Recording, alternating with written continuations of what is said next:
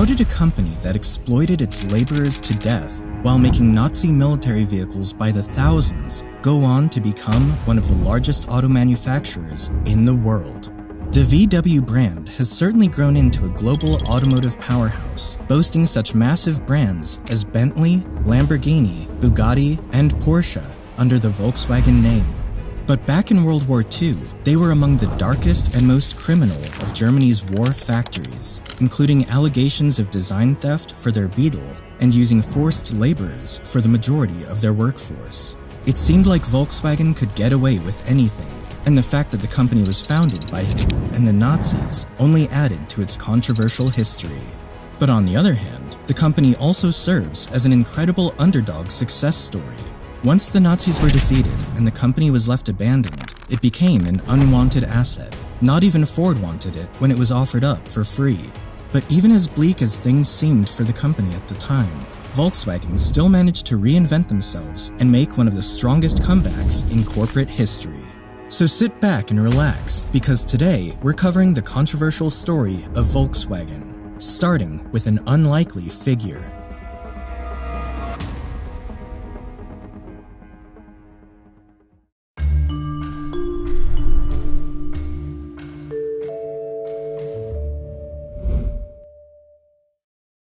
The story of Volkswagen began in 1933 when a man named Adolf rose to the position of Chancellor in Germany. At the time, Germany was in a state of chaos. Following their defeat in World War I and the subsequent Great Depression that swept across Europe, the German economy was in ruins. The country was facing high inflation and countless business closures, leaving millions of Germans unemployed and without an economic safety net. And of the 86 German car manufacturers that existed during the 1920s, only 12 survived. To confront this crisis, he devised a new strategy to revive Germany's dying economy, and one of the key components of this new plan was to manufacture automobiles. You see, at the time, automobiles in Germany were still considered a luxury, as the few car manufacturers that remained still hadn't been able to mass-produce affordable cars due to a lack of capital and customers to sell to. Most Germans got around on public transport, bicycles, and motorbikes, as only 1 in every 50 Germans actually owned a car. As a great admirer of Henry Ford and his Model T, he dreamed of doing something similarly in his country, and thus, under a state-owned organization called the KDF, which stood for Strength Through Joy, he ordered the development of modern highways around Germany, known as autobahns, and developed an affordable car for its people. However, specifications for this vehicle seemed logistically unfeasible. You see, he demanded that the car needed to be small enough to carry a family of 5, fast enough to exceed 100 kilometers per hour, and cheap enough to cost less than 1,000 Reichmarks, which was about the cost of a small motorbike at the time. This automobile also needed to be very fuel efficient, using no more than 7 liters of fuel for every 100 kilometers, while at the same time having enough power in its engine to cruise smoothly along the autobahns. While this sounded good and ambitious, there was no German automaker that could match his specifications, with many even considering the feat impossible. That was until members of his political circle would introduce him to a man who coincidentally had been working on the same idea just a few years prior.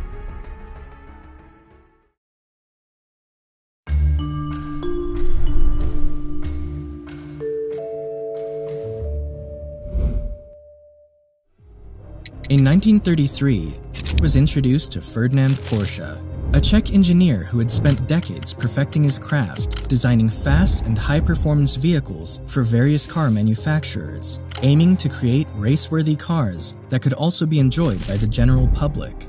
However, Ferdinand's passion extended to other pursuits. He was determined to create a simpler, more compact vehicle that would be accessible and dependable for the common man.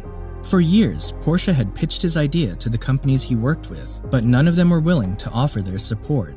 Thus, using his own genius and taking inspirations from other engineers who'd been working on the same idea, he developed the Porsche Type 12 in 1931. The result was an incredibly lightweight vehicle with a rear engine and rear-wheel drive layout, with a curved body shape for better aerodynamics. While his prototype seemed promising, Porsche struggled to find financial backing for his project, and ultimately, only 3 prototypes were ever built. Luckily for him, upon their meeting, he was very pleased with Porsche's creation and was willing to work with him, especially because the vehicle matched some of his own design specifications. There was just one problem. Because Porsche came from Czech lineage, he was essentially considered subhuman in the eyes of the Nazis, as by then, they were already full steam ahead with their racial superiority propaganda.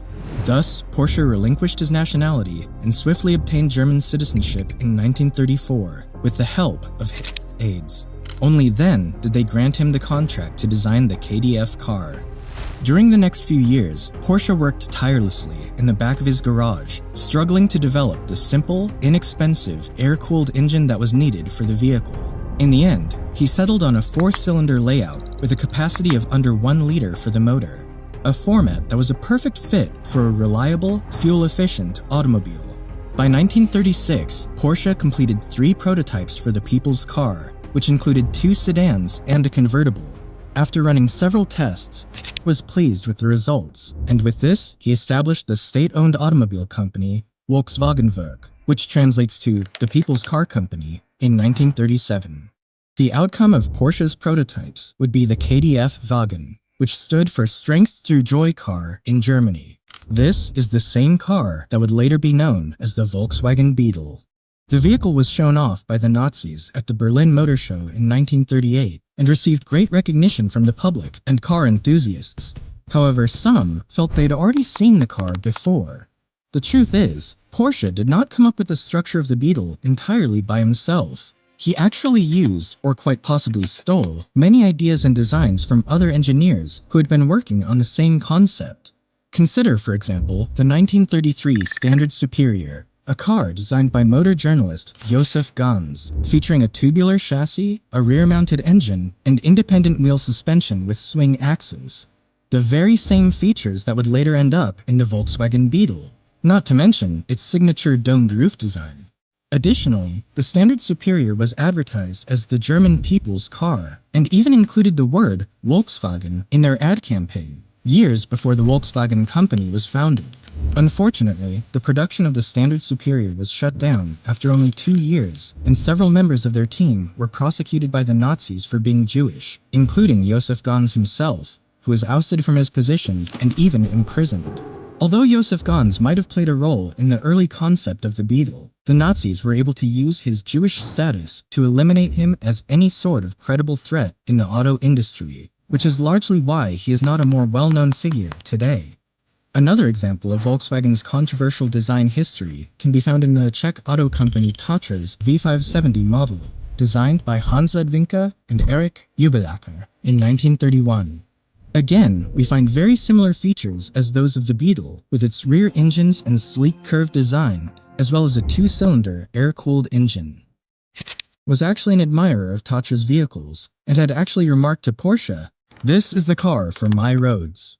Ledvinka and Porsche would end up meeting regularly to discuss their designs from 1933 onwards. Porsche would later admit, "Well, sometimes I looked over his shoulder, and sometimes he looked over mine." Once the Beetle was completed, Tatra was so incensed by what Porsche had done that they threatened to take him to court for copyright infringement. Although Ferdinand was willing to settle, he cancelled this, saying that he would take matters into his own hands.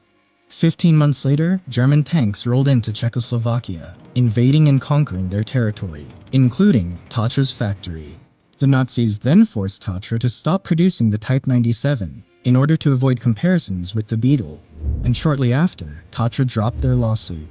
But if you want to go back even further, one of the earliest abstractions of what would later become the Beetle can be traced as far back as 1925, when at just 18 years old, Béla Barényi worked on a couple sketches for a chassis of a people's car, and coincidentally, all the key qualities are there: a backbone chassis design, transverse suspension springing, and a horizontally opposed air-cooled engine mounted just near the rear wheels, all of which would end up in Porsche's final design 13 years later.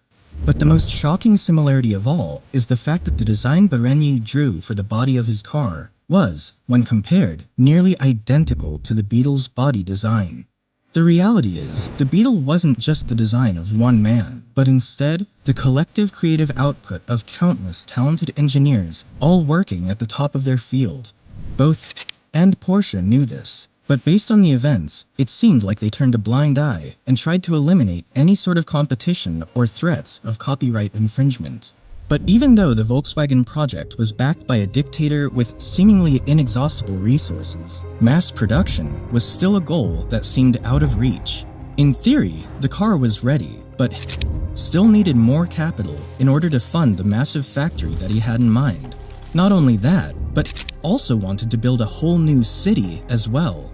Strangely, this city was to be called the City of Strength Through Joy, and was designed to represent his idea of a Nazi worker's paradise. He wanted it to become a great metropolis, just like Detroit had become in America, and set it up with the latest cutting-edge technology and production methods learned from Henry Ford. It was expected to produce 1.5 million cars annually by 1943, making it by far the largest automobile plant in Europe. To fund this project, he devised a savings scheme. The plan was that German citizens would make installment payments for their KDF wagon before receiving it, by contributing 5 Reichmarks a week until reaching the car's total sum of 990 Reichmarks. That way, people could afford the car, while he could apply those funds toward his city factory. For context, the German economy was still in rough shape, and the average income for a German worker at the time was 32 Reichmarks per week. So sacrificing 5 Reichmarks every 7 days could potentially create a strain for average working families. Regardless, his dicey plan served its purpose. Those who supported his regime gladly bought into the program, and eventually, around 336,000 people ended up participating in the 5 marks a week savings scheme.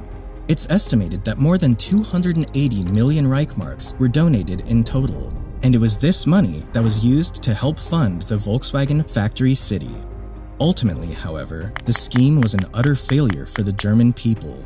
The factory that was expected to make 1.5 million vehicles annually only managed to produce a few hundred, and those hundreds were given to high-ranking Nazi officials instead.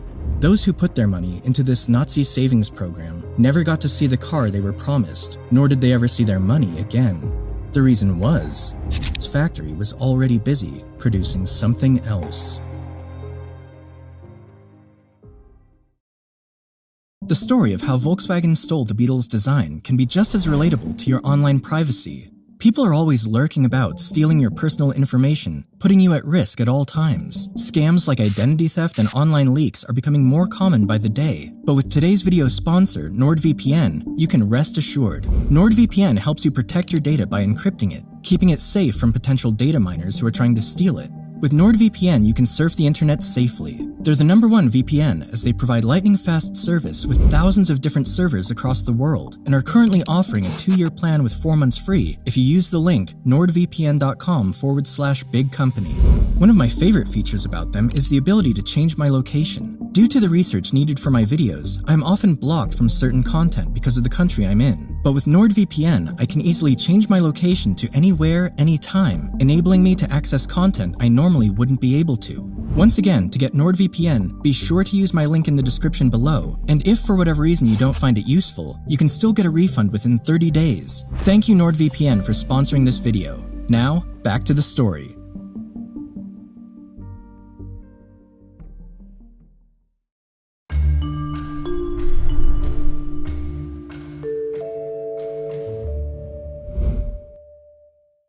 Although the initial idea of Volkswagen was to help mobilize the German people, there was another, more sinister plan behind it all along. One of the technical requirements for the Volkswagen car was that its bonnet had to be strong enough to support a machine gun. This secretly made the car functionally capable of becoming a military vehicle at any time. So in essence, rather than producing automobiles for the common man, Volkswagen were actually producing a fleet of war machines for the Nazis. In 1938, high-ranking SS officers approached Porsche to make a lightweight vehicle for the German army that could operate reliably in the most extreme conditions. Fortunately for Porsche, he didn't need to start from scratch. He simply based his design around the Beetle's components, and within a month, he had built the Volkswagen Kübelwagen. The Kubelwagen turned out to be very useful during Hitler's invasion of Poland, and after the Second World War broke out, Porsche developed two more military vehicles based around the Beetle: the Kommanderswagen, which were used by high-ranking Nazi army officers, and the Schwimmwagen, an amphibious four-wheel drive vehicle that could drive on land as well as on and even under water. By 1940, the Volkswagen city plant had become an official war factory for the Nazis, halting the production of civilian vehicles entirely and accelerating the production of military vehicles and artillery. The factory, however, was severely understaffed, which significantly slowed their production progress. As a response, Volkswagen conscripted Soviet prisoners of war to work in their factories, as well as Polish civilian forced laborers, other migrant workers, and Jewish prisoners transferred from concentration camps. Among all these groups of forced laborers, regardless of their ethnicity, cultural, or religious background, one factor remained consistent: considered them subhuman. And so, under rule, they lived accordingly. They were poorly housed, underfed, and labored for long hours under deplorable conditions, all while getting paid either very little or not at all, and frequently worked to death. A Polish forced laborer would later describe his feelings upon arriving at the city of the KDF wagon, saying, "I understood then that I am a slave. The first days in KDF City made me understand that I was an object that can work." With the number of forced workers increasing, Volkswagen took the disturbing step of building concentration camps right on the factory's grounds. Unfortunately, there was no gender segregation in their quarters, and this resulted in many of the women also getting pregnant during their confinement at the facility. At first, these pregnant women were simply sent back to their countries of origin, while the Jewish among them were sent back to the concentration camps they'd been sent from. But as the war escalated, these deportations became increasingly difficult to manage, so German officials established what they called a nursery facility. The idea was that it would be a place where pregnant workers could give birth and their babies could receive postnatal care. But the dark reality was that it functioned more like a death camp for the infants. The moment those babies were delivered into the facility, they were abandoned. Tragically, most of the infants succumbed to a combination of starvation, lack of medical care, and neglect. The mothers who came to visit their newborns would be shocked and heartbroken to find their babies covered in dozens of sores and bug bites, and sick from exposure to the cold weather due to the facility's cheap construction and insulation. The medical staff hired by Volkswagen also made little to no effort to care for the children, with the exception of one named Hilda Lammer, who protested the conditions and treatment of these infants to the facility's supervisor. Her objections, however, were ignored, and when she persisted, she faced threats of being sent to a concentration camp herself. Ultimately, it is estimated that no fewer than 365 infants and toddlers perished at the Volkswagen nursery facility, an establishment that only existed to get pregnant laborers back to their work sites as quickly as possible, unencumbered by their newborn children. During the war's peak, more than 80% of Volkswagen's workforce was composed of forced laborers, which by then had become the common practice for other German car manufacturers, such as Mercedes-Benz, Auto Union, and BMW. But interestingly enough, the vast majority of Nazi military vehicles weren't built in these factories, but rather in American-owned plants that were based in Germany, such as Ford and General Motors, who also employed forced laborers at their work sites. You see, prior to the war, Ford and GM were already integral players in the German economy, operating more than half of the country's car market from their subsidiaries. Therefore, when Nazi Germany decided to focus their attention solely on the war effort, these American auto companies also became a vital part of their military production. GM's plants in Germany, for example, built thousands of bombers and jet fighter propulsion systems for the Nazis, at the same time that its American plants produced aircraft engines for the US Army Air Corps. Ford, on the other hand, supplied more than half of the Reich's medium and heavy-duty trucks, as well as other war materials. So when the American troops successfully invaded France near the end of World War II, they were shocked to discover they shared something in common with their German enemies. Both sides were using vehicles built by Ford and General Motors.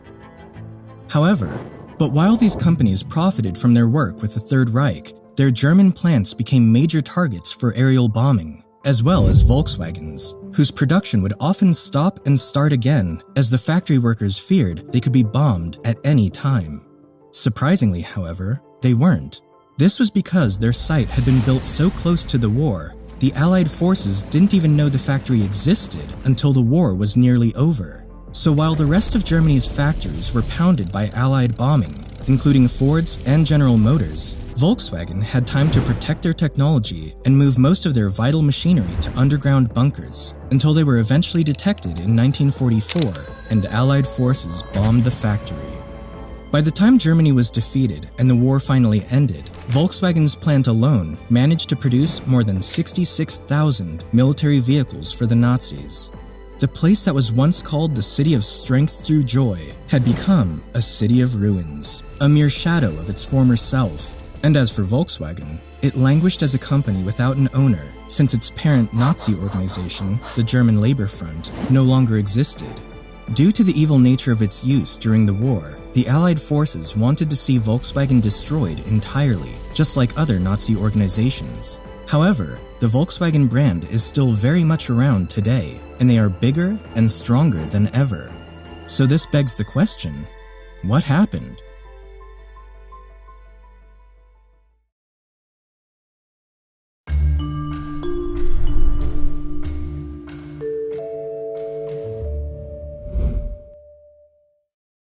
After the war ended, the City of Strength Through Joy was renamed to Wolfsburg by the Americans, and its heavily bombed factory was handed over to the British Army.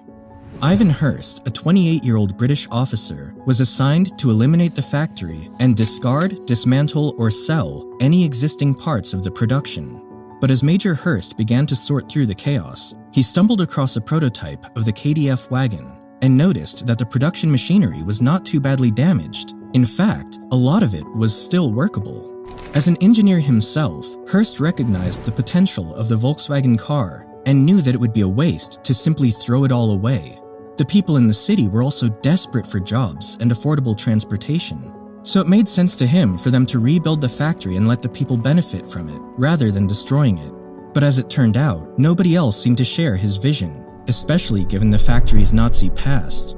Ivan Hurst tried to give control of Volkswagen over to a British manufacturer, but they rejected the offer, stating that the vehicle did not meet the technical requirements of their cars and that it was quite unattractive to the average buyer. They also deemed the commercial production of such a car to be unfeasible. So, Major Hurst considered a different approach.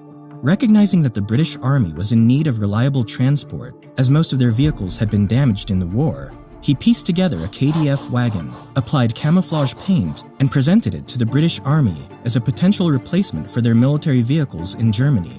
The British Army liked the idea, primarily because of how reliable and affordable the vehicles were. As a result, they placed an order for 20,000 Beetles. Although Hurst had successfully managed to keep Volkswagen alive, he soon realized that his next big challenge was just beginning. As he began gathering workers from Wolfsburg, he quickly learned how deeply traumatized they were. The staff had been so conditioned to follow military orders that Hurst had to wear his own military uniform before any of the workers would even listen to him. He also found himself dealing with a starvation winter that swept through the country. Food was in constant short supply, and while hundreds of thousands of Germans died as a result, Major Hurst tried his best to take care of his own people within Wolfsburg. There was also a shortage of raw production materials, workable space in the factory, and engineers. Most of the engineers, designers, and supervisors were rounded up and arrested by the Allied forces due to their Nazi past, including Ferdinand Porsche. So Hurst ended up making several deals with the devil by lobbying for some of the imprisoned engineers to be released in order to work at the factories. All in all, Volkswagen slowly managed to roll out the vehicles, and despite being behind schedule, they were among the first German automakers to restart production after World War II. However, Hurst's commanders were still bent on getting rid of the factory because of what it stood for. They offered ownership of the factory to representatives from the American, Australian, French, and British motor industries, but all of them rejected it. By March of 1948, the British were desperate enough to get rid of the factory that they offered the company to Ford free of charge. Henry Ford II himself traveled to West Germany to inspect the facility, but upon arrival, his right-hand business partner advised him not to take it, saying, "Mr. Ford, what we're being offered here ain't worth a damn." And with that, they declined the offer. Since the British couldn't find anyone who wanted to manage the factory, they eventually decided that Volkswagen should simply manage itself, and would thus be handed back to the Germans. They appointed Heinrich Nordhoff, a German engineer who'd previously worked for BMW and Opel, to take control of the plant. When Nordhoff came in, he saw how messy and difficult the situation was with Volkswagen, but he also recognized their biggest and strongest asset, and that was where he set his focus. He doubled down on producing mainly one model, the Beetle, and kept its styling the same, while improving and upgrading the car's underpinnings over time. This approach made the company more efficient in their production, and Nordhoff wasted no time in exporting the Beetle outside of Germany in order to gain more revenue and bring in more valued currencies, starting with the European markets. Although the move was bold and risky, it eventually paid off. The German people were still struggling financially from the war, and the Beetle was just what they needed, thanks to its low price, fuel efficiency, and reliability. By the year 1950, a third of Volkswagen's car production consisted of exports, selling over 27,000 vehicles in 18 countries. While Volkswagen was becoming more promising throughout Europe and South America, the same couldn't be said for the US. Americans hated the Beetle. The simple compact size of the car couldn't compete with the big, powerful automobiles that were popular at the time. Not to mention, the very idea of the car reminded them of the Nazis, with some Americans even nicknaming the car Baby. Therefore, when the Beetle was first brought into America in 1949, only 2 cars were sold. Also, imported cars at the time were often seen as expensive and risky. Whenever these vehicles broke down or needed maintenance, their owners could have a difficult time finding the right mechanics or service stations around the country. And if they did find one, repairs were often expensive and lengthy, as the parts had to be ordered and shipped from abroad. But Heinrich Nordhoff understood those fears and decided to tackle these problems head-on. He set up a subsidiary in the United States called Volkswagen of America and began expanding dealerships and service stations as much as they could all across the country. This gave Americans a sense of security in Volkswagen, and as people began buying the Beetle, they realized it wasn't so bad after all. In fact, they liked it. Before long, the car became a symbol of the countercultural movement that was growing in the country. You see, during the 50s, America was riding a booming post-war economy, and people were buying bigger cars, bigger houses, and the latest luxury items. But there were also people growing up during this time who watched as their parents struggled trying to keep up with the Joneses. And these young people were growing tired of the excess, the superficiality, and the materialism. This new cultural movement was aimed more towards simplicity and freedom, and the Beetle represented exactly that. It was the ideal car for young people who just wanted something simple and reliable to drive, instead of a huge Chevy Impala. It was half the price, with more than twice the gas mileage of the average American car at the time. Before long, the company went from selling 6,000 Beetles in America in 1954 to over 100,000 Beetles by 1958. It's also worth noting that these growing sales were from word of mouth alone, as Volkswagen used virtually no advertising for their vehicles until 1959, when Nordhoff finally decided to run an ad campaign for the Beetle. While American car makers were advertising bigger, flashier cars suited for a lifestyle of mansions, mountains, and sex appeal, Volkswagen took the opposite approach. They marketed more towards the average worker who lived below their means and used humor to embrace the Beetle's unique appearance, all while demonstrating its efficiency and reliability compared to other cars of its time. They didn't overpromise as other car brands did, but instead, they showed their consumer base exactly what they were and were not capable of. This gave them the reputation as a company of rare honesty, and the people loved them for it. The Beetle quickly became an international sensation, selling millions of units during the 1960s, and eventually won the hearts of many around the world, including the reluctant Americans. Even Disney capitalized on Volkswagen's success, releasing their major box office smash, Herbie the Love Bug, which featured a VW Beetle with a mind of its own. This pushed the company's sales and popularity even further, while also clearing their image and completely breaking away from its Nazi origins. The demand for Beetles was so high that at one point, customers had to wait 12 to 18 months to receive their order. And by 1972, the car that supposedly wasn't worth a damn had overtaken Ford's Model T to become the best-selling car in the world after selling its 15,007,034th unit. However, competition was catching up, and the Volkswagen company was about to be in serious trouble.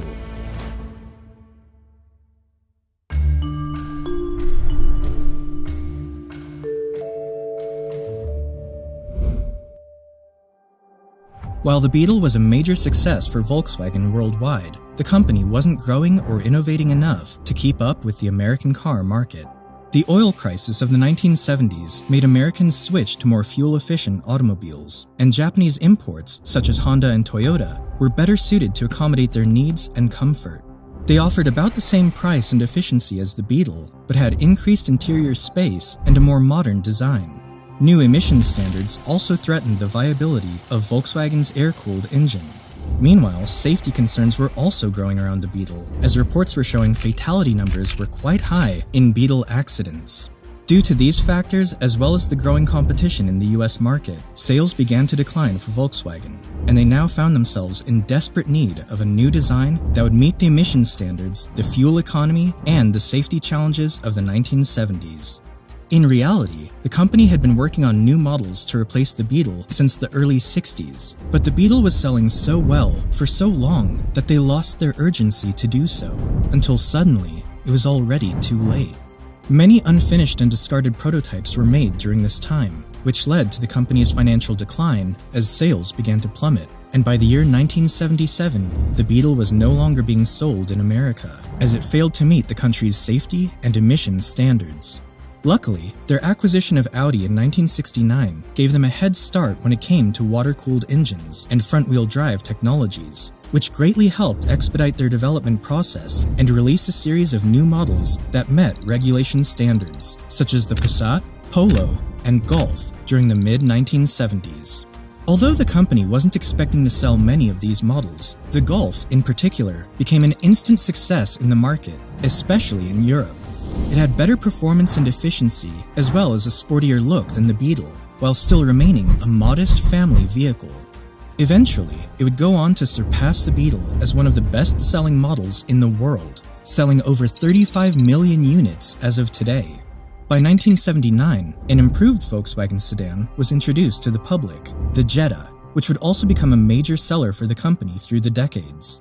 These successes allowed Volkswagen to recover from the Beetle's fall-off, and even helped the company acquire several other car brands over the years, such as Lamborghini, Bentley, Bugatti, Skoda, and Porsche, making them one of the largest auto manufacturers on the planet. However, while Volkswagen managed to grow its presence and influence around the world, things weren't looking so good for them in America. The honesty and trust that they had built with their customers was now about to change.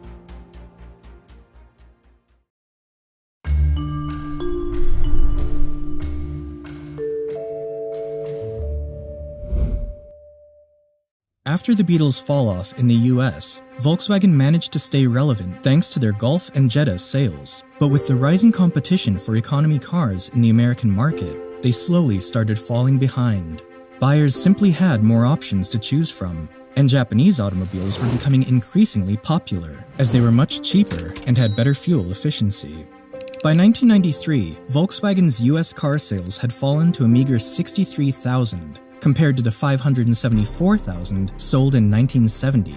People were no longer taking Volkswagen seriously in America, and dealerships began closing down at a rapid rate all around the country.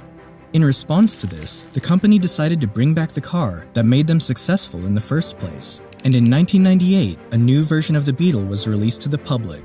Unlike the original one, the new Beetle featured more modern comforts and technology, with front engine and front-wheel drive while still maintaining their trademark curved body design. By tapping into their client base's nostalgia for the classic Beetle, Americans rushed out to get a taste of this updated version, bringing the company waves of new clients, new sales, and recognition for their ability to reinvent themselves. The third generation of the Golf and Jetta also continued to perform well, and by the year 2000, around 350,000 Volkswagens were sold in the US, with 81,000 of those coming from the new Beetle alone. But the hype wouldn't last for long, and sales of the Beetle plummeted shortly after, and the company was back to dealing with its struggles. Even if the new Beetle succeeded long-term, it couldn't hide the fact that something wasn't right with Volkswagen. You see, the problem was that the company had long betted on small vehicles, and while this paid off during recessions and fuel crises, American buyers had switched towards larger vehicles over time, such as SUVs. Volkswagen was slow to identify this trend, and even after introducing their own SUVs, they were often judged as being too small and too expensive, with too expensive being one of the brand's major complaints. With the purchase of other luxury car brands, Volkswagen had included some of those premium technologies into their own vehicles, even in their lower-end models, and this naturally made them more expensive. While this was common for their European markets, Americans didn't want to pay premium prices for a brand that built its name and reputation selling affordable vehicles for common, working people. Since then, Volkswagen has, intentionally or otherwise, positioned itself as a near-luxury car brand in the eyes of many Americans. For a while, the only thing that made the company stand out from the others was their economical, clean diesel offerings, which made sense at a time when gasoline prices were setting record highs in 2008, leading Volkswagen to receive the Green Car of the Year award in 2009. According to Volkswagen at the time, their new vehicles could run clean diesel engines while still performing smoothly and delivering fuel efficiency, and all by utilizing a revolutionary technology that other car makers just couldn't make work. But the truth was, Volkswagen's engine exhausts were more than 40 times dirtier than what the company claimed them to be. In 2015, Volkswagen was caught cheating in their diesel emissions test by installing a deceitful software designed to manipulate the measurements of their car's pollution since 2009. The results turned out to be highly illegal, since it greatly failed to meet the emissions standards in the US, costing the company a whopping $30 billion in fines and settlements. But perhaps most damaging of all, this scandal lost Volkswagen the decades-long trust they'd built with their customers. The honest car company that everyone once loved and cherished had become a tarnished brand that openly lied about the cars they sold simply out of greed for greater profits. But even with this reputation, the Volkswagen Group has maintained their strong global sales despite their struggles in the US. And by 2016, it overthrew Toyota to become the largest auto manufacturer in the world, a title that has volleyed back and forth between the two auto giants ever since. In modern times, Volkswagen has developed more competitive SUVs for the American market, such as the Atlas and the larger Tiguan, and has now leaned aggressively into the electrification of their vehicles in the hopes of distancing themselves from their diesel scandal and to retain their lead in the auto market. But as we wait and see, one thing is certain: they sure have come a long way from being a Nazi car company. Thank you guys for watching. Hope you enjoyed the video, and don't forget to like and subscribe. Until then, I'll catch you in the next one.